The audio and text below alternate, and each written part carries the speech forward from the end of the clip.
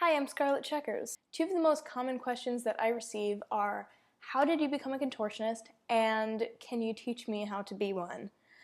And these are two very different questions, so today I'm going to tackle the first one.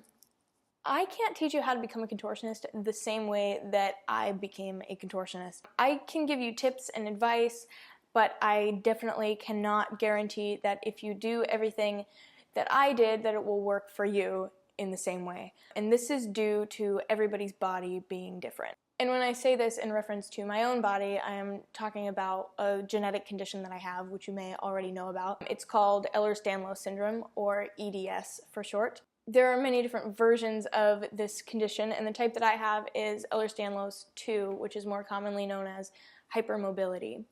There's a lot to say on the subject of EDS, but to sum it up for you, it's a connective tissue disorder which can make parts of your body very, very loose and stretchy. It affects each afflicted person differently, and in order to minimize my rambling, I should probably save that for another video.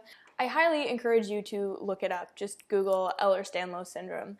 But the parts of my body that are most affected are my joints and my skin. The skin part is really funny. It looks like this. And yeah, I get a lot of people asking me if this is my real skin. I don't know what they think, like I'm wearing a mask or something. Yeah, this is my real skin. It just does this. It's bizarre. I don't know. And as for the flexible joints, obviously that is what turned me into a contortionist, basically. I've always been flexible ever since I was a little kid. I didn't know that I had a physical condition. All I knew was that I could put my legs behind my head and freak people out, and that's always fun.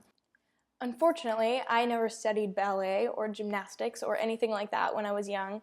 In fact, I didn't even start serious contortion training until I was 18 years old, which is old. Like, I literally thought I was too old to even be starting this. Because most contortionists start when they're very young, like 5, 6-ish, maybe younger. But I started stretching a lot on my own, and I was doing a lot of research, and I stumbled upon an awesome website called Contortionistunite.com. And basically what this is like Facebook for contortionists. Like, it's a social network for the contortion community.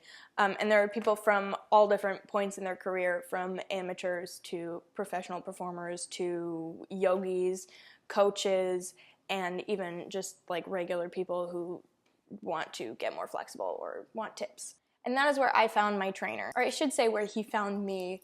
It's a very active community, and if you're struggling with something specific or you have a question and you post it on the website, expect it to be answered. So anyway, my trainer is from Canada, so I started training with him on Skype. And I thought that was kind of weird at first, but he trained plenty of people through the internet, and it actually ended up working out great. I feel like it's really important to have someone in your life who wants to see you succeed as much as you do and isn't afraid to pester you every day to practice your skill. Like, hey, did you stretch today? Did you stretch today? Do you want to stretch right now? Let's stretch right now.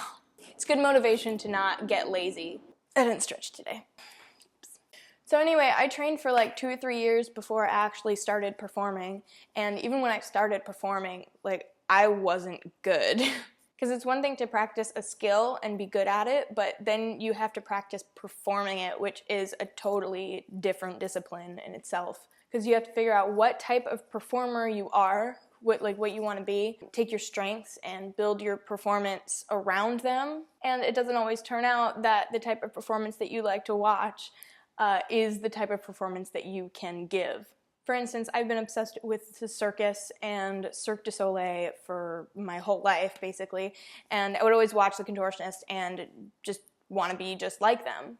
But now that I'm doing contortion professionally, it's occurred to me that I am nothing like them. And the type of contortion that I do on stage is not classical contortion for the most part. My passion is in the sideshow.